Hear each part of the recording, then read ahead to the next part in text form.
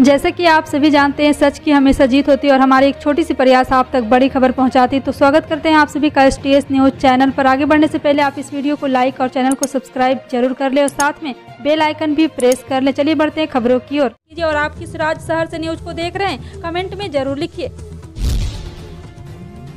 बता दें, उत्तराखंड में एक बार फिर बीजेपी की सरकार बनने वाली है। जनता ने 70 में से 47 सीटों पर बीजेपी को जीत दिलाई है। हालांकि खटीमा विधानसभा सीट से मुख्यमंत्री उम्मीदवार पुष्कर सिंह धामी हार गए। इसी बीच धामी शुक्रवार को देहरादून स्थित राजभवन पहुंचे। राज्यपाल लेफ्टिनेंट जनरल गुरमीत सिंह से भेंट कर उन्हें अपना त्यागपत्र सौंपा है। इस्तीफा स्वीकार करते हुए राज्यपाल ने उनसे राज्य में नए मुख्यमंत्री की नियुक्ति होने के साथ ही पदभार करने की अवधि तक कार्यवाहक मुख्यमंत्री बने रहने को कहा है। इस अवसर पर उनके साथ कैबिनेट मंत्री सतपाल महाराज, अरविंद पांडे, यतीश्वर नाथ, गणेश जोशी शामिल थे। धामी ने कहा है कि मुझे किसी पद की लालसा नहीं, मैंने पार्टी की दी गई जिम्मेदारी को निभाया है। पंजाब में आम आदमी पार्टी को मिली जीत ने प्रदेश में सियासी माहौल गर्मा दिया है। एक और आम आदमी पार्टी इस जीत के बाद उत्साह में है, तो दूसरी ओर सत्तारूढ़ भाजपा में बेचैनी का माहौल है। यही वजह है कि चुनाव को ठीक एक दिन बाद ही प्रदेश के मुख्यमंत्री जयराम ठाकुर को दिल्ली की दौड़ लगानी पड़ी है। प्रदेश की सीएम गृह मंत्री अमित शाह से मिले। इस मुलाकात के दौरान सीएम ने प्रदेश के राजनीतिक माहौल से केंद्रीय नेतृत्व को अवगत कराया। बताया जा रहा है कि इस दौरान शिमला नगर निगम के अलावा आने वाले दिनों में राज्यसभा के चुनाव को लेकर भी मंथन हुआ है। प्रधानमंत्री नरेंद्र मोदी के गुजरात दौरे पर व्यस्तता के होने की वजह से पीएम ने सीएम उनसे नहीं मिल पाएंगे।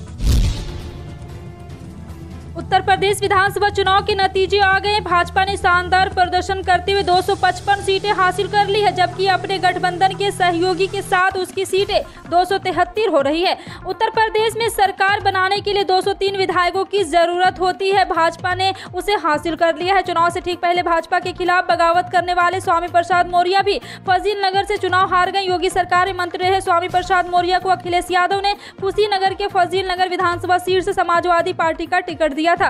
स्वामी प्रसाद मौर्य को भाजपा के उम्मीदवार ने हराया है। हार के बाद स्वामी प्रसाद मौर्य का बयान किया गया है। स्वामी प्रसाद मौर्य ने कहा है कि जनता का जनादेश मुझे मंजूर है, लड़ाई आगे भी जारी रहेगी। पंजाब में आम आदमी पार्टी ने सूबे की 117 में से 92 सीटों पर जीत दर्ज की और कांग्रेस तथा अकाली दल बसपा गठबंधन को काफी पीछे छोड़ दिया। इतना ही नहीं, पार्टी के मुख्यमंत्री उम्मीदवार भगवंत मान ने धुरी सीट से 58,206 वोट के भारी अंतर से प्रचंड जीत दर्ज की है। इसके बाद शुक्रवार को भगवंत मान ने आम आदमी पार्टी के राष्ट्रीय संयोजक अरविंद केजरीवाल से मुलाकात की। इस दौरान पार्टी प्रदेश सह प्रभारी राघव चड्ढा भी मौजूद रहे।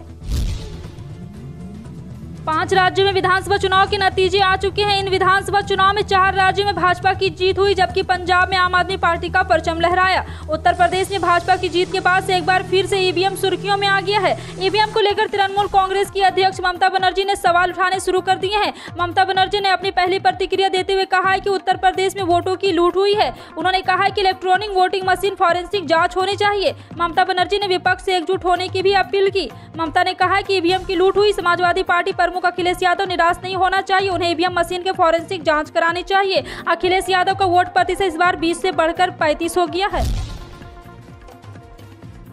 5 राज्यों के चुनाव नतीजों के बाद एमपी कांग्रेस में नसीहतों का दौर चल रहा है। पूर्व मंत्री जयवर्धन सिंह ने कांग्रेस पार्टी और नेताओं को नसीहत दी है। उन्होंने कहा है कि कांग्रेस नेताओं को जमीन पर जुटने और 8 घंटे की जगह 16 से 18 घंटे काम करने की जरूरत बताई है। वहीं कांग्रेस के पूर्व मंत्री और विधायक सज्जन सिंह वर्मा ने कहा है कि बीजेपी ध्रुवीकरण के आधार पर 2023 का चुनाव लड़ेगी। यूपी में ध्रुवीकरण किया गया, एमपी में ध्रुवीकरण करना शुरू कर दिया गया। इन्हें ध्रुवीकरण से हटकर जनता के मुद्दों पर बात करनी चाहिए। रूस और यूक्रेन के बीच जारी युद्ध में फंसे भारतीय छात्रों का अंतिम समूह शुक्रवार को भारत पहुंच गया। इसमें 600 छात्र हैं, जिन्हें ऑपरेशन गंगा के तहत विशेष उड़ानों के जरिए भारत लाया गया। भारत पहुंचे स्टूडेंट ने प्रधानमंत्री नरेंद्र मोदी, विदेश मंत्रालय और दूतावास का आभार जताया। युद्धग्रस्त सुमी शहर से सकुशल लौटे छात्र ध्रुव ने कहा है कि सरकार का आभार, वह बच पाना मुश्किल था। हमारी सकुशल वापसी के लिए सरकार ने बहुत मेहनत की। रूस और यूक्रेन द्वारा दोनों पक्षों के साथ भारत के गहन राजनयिक जुड़ाव के कारण ही छात्रों के सुरक्षित बाहर निकलने के लिए मानवीय गलियारा बनाना संभव हुआ था। पंजाब में आम आदमी पार्टी ने प्रचंड जीत हासिल की। आप संयोजक अरविंद केजरीवाल की रणनीति और पंजाब के लोगों में अन्य राजनीतिक दलों के लिए व्याप्त गुस्से का ही असर रहा कि लगभग सभी पार्टियों के धुरंधर नेता तक इस चुनाव में अपनी सीट नहीं बचा पाए। कुल 117 में से 92 सीटें जीतने वाली आप ने इस बार लगभग क्लीन स्वीप कर दिया है। हालांकि राजनीति की जानकारी को माने तो बड़े चुनावी वादों को लेकर दिल्ली की तर्ज पर आगे बढ़ रहे केजरीवाल के लिए पंजाब की राह आसान नहीं है। दिल्ली से लगभग दोगुनी जनसंख्या और पूर्ण राज्य का दर्जा प्राप्त पंजाब में शासन करने के दौरान उन्हें कई चुनौतियों का सामना करना पड़ सकता है। उच्चतम न्यायालय लखीमपुर खीरी हिंसा मामले में केंद्रीय मंत्री अजय मिश्रा की बेटी और मामले में मुख्य आरोपी आशीष मिश्रा को इलाहाबाद उच्च न्यायालय द्वारा जमानत दिए जाने के फैसले को चुनौती देने वाली याचिका पर अब 15 मार्च को सुनवाई करेगा। इस हिंसा में 4 किसान सहित 8 लोग मारे गए थे। प्रधान न्यायाधीश NV रमन्ना, न्यायमूर्ति S.A. बोपन्ना और न्यायमूर्ति हिमा कोहली की पीठ को वकील प्रशांत भूषण ने बताया कि याचिका शुक्रवार 11 मार्च के लिए सूचीबद्ध की गई थी, लेकिन सुनवाई वाली याचिका की सूची में इसका जिक्र नहीं आया। इस बीच बृहस्पतिवार की रात मामले के प्रमुख गवाहों में से एक पर हमला किया गया।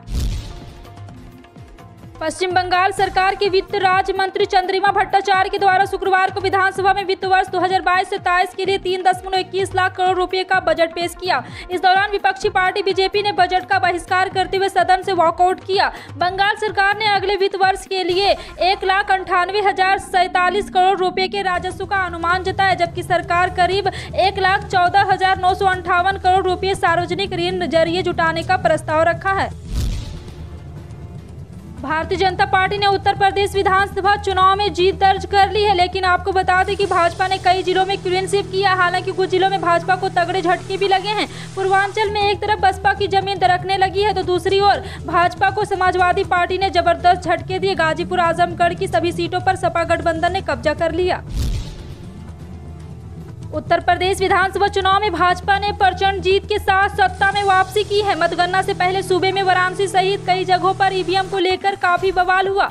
समाजवादी पार्टी के अध्यक्ष अखिलेश यादव ने गंभीर सवाल उठाए। अब ऑल इंडिया मजलिस इत्तेहादुल मुस्लिमीन के नेता असदुद्दीन ओवैसी ने इसे लेकर यूपी के पूर्व मुख्यमंत्री पर तंज कसा। उन्होंने कहा कि गलती वोटिंग मशीन की नहीं, सारा खेल इंसान के दिमाग पर लगी चिप का है। उत्तर प्रदेश विधानसभा चुनाव को लेकर ओवैसी ने कड़ी प्रतिक्रिया दी है।